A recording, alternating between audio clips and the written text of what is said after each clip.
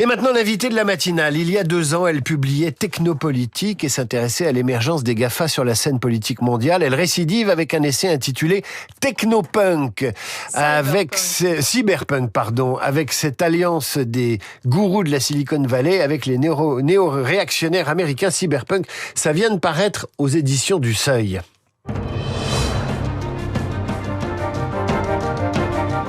Bonjour Asma Mala. Bonjour David Epiker. J'ai Technopunk en tête. C'est toujours Cyberpunk. Mais non, mais parce qu'en fait, vous avez créé une discipline à vous toute seule, de la science politique, avec votre technopolitique. Mais là, l'ouvrage s'appelle Cyberpunk. Vous enfoncez le clou. Vous dites que le nouveau système totalitaire est en marche. Vous allez essayer de nous le démontrer, de nous expliquer ça. Vous écrivez depuis plusieurs années à ce moment-là sur l'impact des technologies sur la vie politique. Alors, nous avons sous les yeux, dans l'actualité, d'un côté l'Iran, qui coupe Internet à sa population pour éviter la contagion, et de l'autre côté, l'exemple américain où les algorithmes se font les auxiliaires d'un pouvoir de plus en plus illibéral, au dire de certains.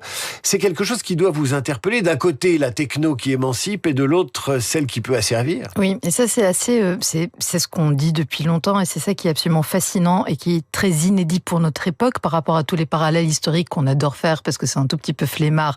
Alors, c'est le Moyen-Âge, c'est les compagnies des Indes orientales, etc. Non, il y a quelque chose de très inédit, c'est qu'en fait, ce sont des technologies, les réseaux sociaux, les IA au pluriel, les satellites, aujourd'hui aussi, on le voit avec Starlink au Venezuela dans un autre style, ou en Ukraine, ce sont des technologies dites duales. C'est-à-dire qu'en fait, elles sont toujours et à la fois civiles et militaires ou sécuritaires d'une part. Et ensuite, si je devais apporter un autre concept un peu sympa de bon matin, c'est un pharmacone.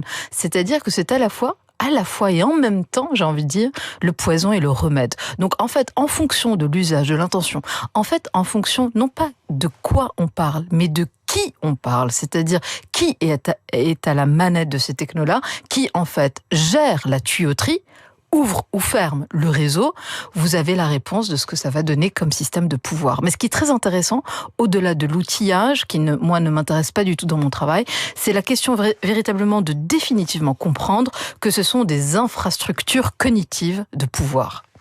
On va prendre un exemple. Il y a des images qui circulent sur Internet sur ce qui se passe en Iran depuis plusieurs jours. Oui. Alors, il y a des images qui reviennent en boucle. Par exemple, le visage de l'héritier du Shah.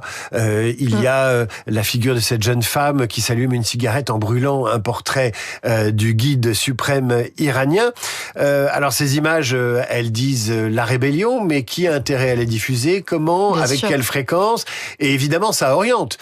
Telle résistance, c'est la bonne résistance. Telle autre résistance, c'est la mauvaise. Et là encore, c'est pas les images qui sont manipulées, c'est les réseaux sociaux et l'intensité qui permettent de véhiculer ces images, presque images d'Épinal de la révolte iranienne. Et là, on se pose des questions. On peut dire, c'est spontané, Internet fonctionne à l'étranger et la diaspora s'en sert. Et puis certains disent, mais non, c'est le Mossad. Absolument. Et toutes les récits, en fait, sont mis en concurrence. C'est ça qui est très compliqué avec la question des réseaux sociaux. C'est que ce sont des espaces qui, en effet, n'ont absolument aucun garde-fou et qui sont surtout, et il faut le dire parce que c'est l'occasion, en fait, le nouvel espace des conflictualités hybrides. Donc, en fait, des luttes informationnelles, de la propagation de récits, de leur mise en concurrence. Et donc, ceux qui vont gagner, les récits qui vont gagner, sont des récits qui vont saturer l'espace. Et c'est précisément pour cette raison qu'aujourd'hui, en Iran, vous avez un blackout. C'est-à-dire qu'il n'y a plus aujourd'hui accès à Internet pour justement éviter la mobilisation et l'organisation, la coordination des actions d'une part, et d'autre part que les récits concurrents ou des compétiteurs, quels qu'ils soient en fait, disons, neutralisés le plus possible. J'ai une question à vous poser sur justement ces récits qui sont orchestrés sur les réseaux, avec évidemment le soutien direct ou indirect des grandes compagnies informatiques.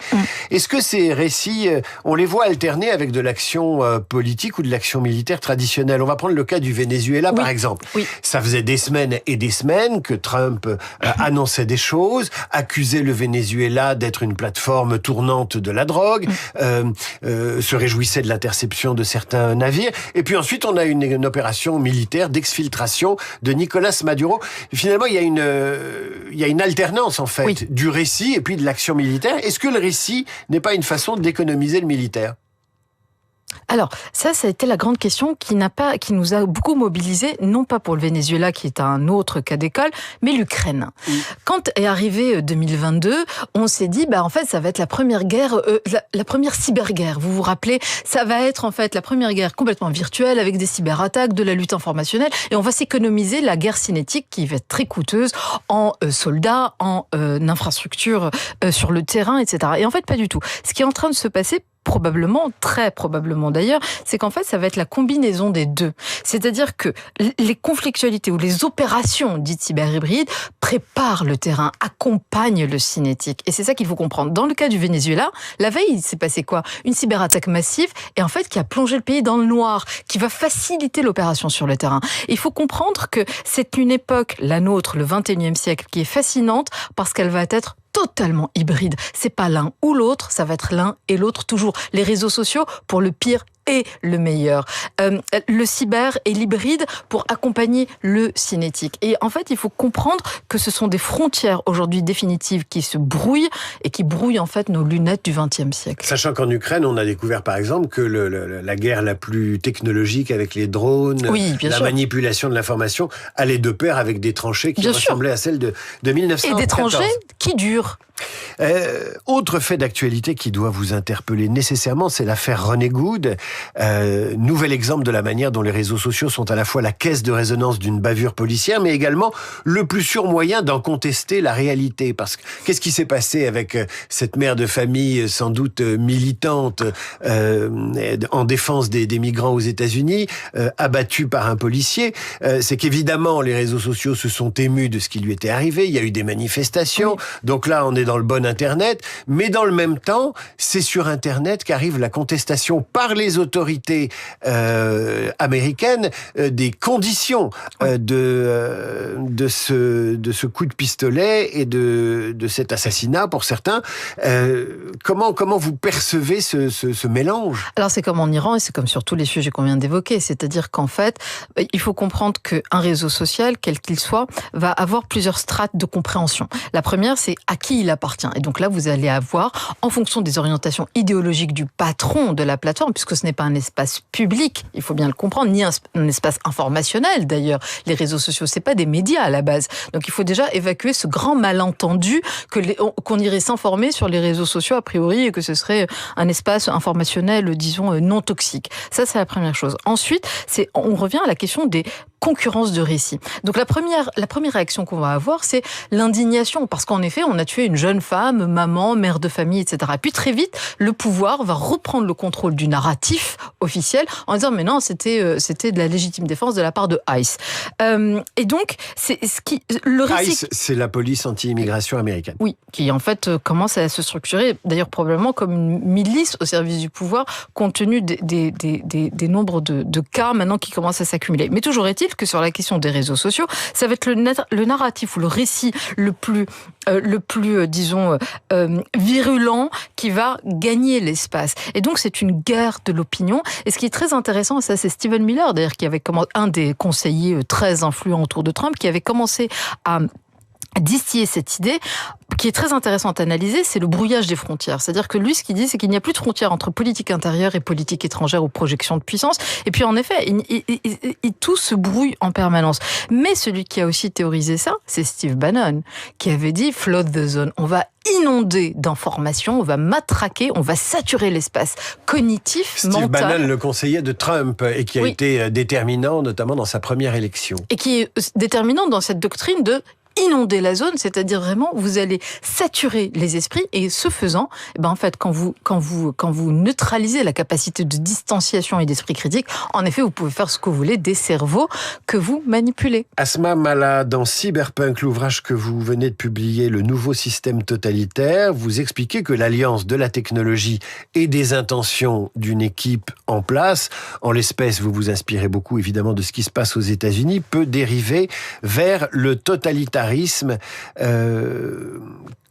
il y a quand même des contre-pouvoirs aux États-Unis, ou vous estimez que c'est cuit? Parce que pour utiliser cette prédiction, enfin c'est pas une prédiction, cette analyse qui nous dit clairement les États-Unis vont vers un système totalitaire, c'est intrépide de votre part. Oui, c'est intrépide, mais c'est basé sur des faits. Mon bouquin est extrêmement documenté, donc rien n'est extrapolé.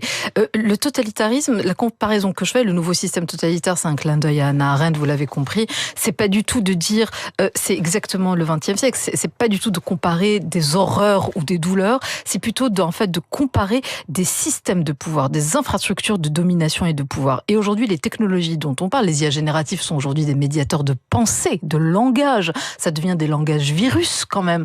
Donc une fois qu'on a compris ce qui se cache et comment sont construites ces nouvelles infrastructures-là, vous comprenez qu'en fait, elles sont complètement privatisées. Elles sont entre les mains de 5 gars qui sont aujourd'hui en alliance avec le big state américain. Et ça pose des questions non seulement d'alliance conjoncturelle, mais aujourd'hui de comment se structure le fait militaire, le fait démocratique, le fait social, le fait politique. Donc une fois qu'on a compris ça, et que je pose l'hypothèse que ce sont des technologies totales, vous prenez Elon Musk, l'univers de Elon Musk, c'est pas que X et les réseaux sociaux, c'est les satellites, donc c'est le contrôle de l'information demain, c'est la guerre avec Starlink en Ukraine à droite à gauche, c'est les implants cérébraux avec Neuralink, c'est les androïdes avec Tesla. Enfin, il faut quand même l'avoir en tête et le comprendre une bonne fois pour toutes. Ce ne sont pas des entreprises, ce sont aujourd'hui des unités politiques et géopolitiques à part entière et qui sont des extensions de pouvoir de leur État. Même scénario côté chinois selon des modalités différentes. Donc une fois qu'on a posé ça, la question, et oui, vous posez très bien la question des contre-pouvoirs, ce n'est pas qu'ils n'existent plus. Et c'est en ce sens que j'apporte l'idée du totalitarisme cognitif, en tout cas, et d'une démocratie dite simulacre. C'est qu'en fait, on opère toujours en Occident dans le cadre démocratique. Nous sommes toujours en démocratie a priori, on vote. C'est ça qu'on va nous dire. Vous pouvez dire ce que vous voulez. Là, on est au micro et je suis bien en train de dire qu'il y a un système totalitaire. Et pourtant, ça ne se contredit pas parce qu'en fait, c'est des flux permanents. Les régimes autoritaires actuellement en démocratie, c'est incroyable ce que je vais dire, mais opèrent à travers le droit, à travers la presse, pas contre elles, à travers elles. C'est comme si elles étaient neutralisées, qu'on avait deux réalités parallèles. Et ça, c'est ce que j'ai appelé la fluxocratie. C'est la tyrannie du flux permanent.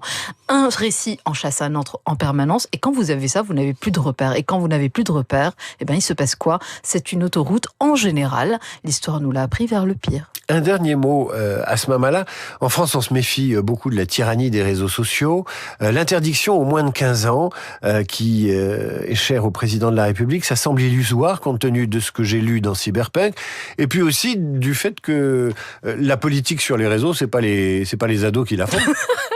Alors, d'une part, une fois qu'on a compris que ce sont des infrastructures et que on est et la deuxième chose, une fois qu'on a compris que la question c'est pas quoi, c'est pas le réseau social, c'est qui détient, qui est le propriétaire, à qui on appartient en fait. C'est ça la vraie question du 21e siècle. C'est pas qui tu es, c'est à qui appartiens-tu. Ça, c'est très important de le dire. En effet, ça semble un tout petit peu illusoire parce que vous allez l'interdire à 15 ans, mais quand ils ont 16 ans, vous faites quoi ? Et puis par ailleurs, il faudrait peut-être un peu s'inspirer des pays qui l'ont compris avant nous, les pays scandinaves. C'est tout un accompagnement. Il va falloir qu'on comprenne que c'est une rupture anthropologique et que être en permanence en réaction par un problème, une loi, ce solutionnisme-là ne va pas être très efficace, je le crains. Asma Mala au micro de Radio Classique, dernier ouvrage paru, donc Cyberpunk, le nouveau système totalitaire aux éditions du Seuil. Et cette lecture peut être complétée par une pièce de théâtre qui se joue à Paris au théâtre des Béliers parisiens. Ça s'appelle Big Mother. C'est aussi drôle qu'effrayant sur l'avenir de la démocratie moderne confrontée à la technologie. Asma Mala, merci. À vous, à bientôt. À suivre le rappel des titres, la revue de presse d'Hervé Gattegno et notre esprit libre du lundi, Luc Ferry, 8h28.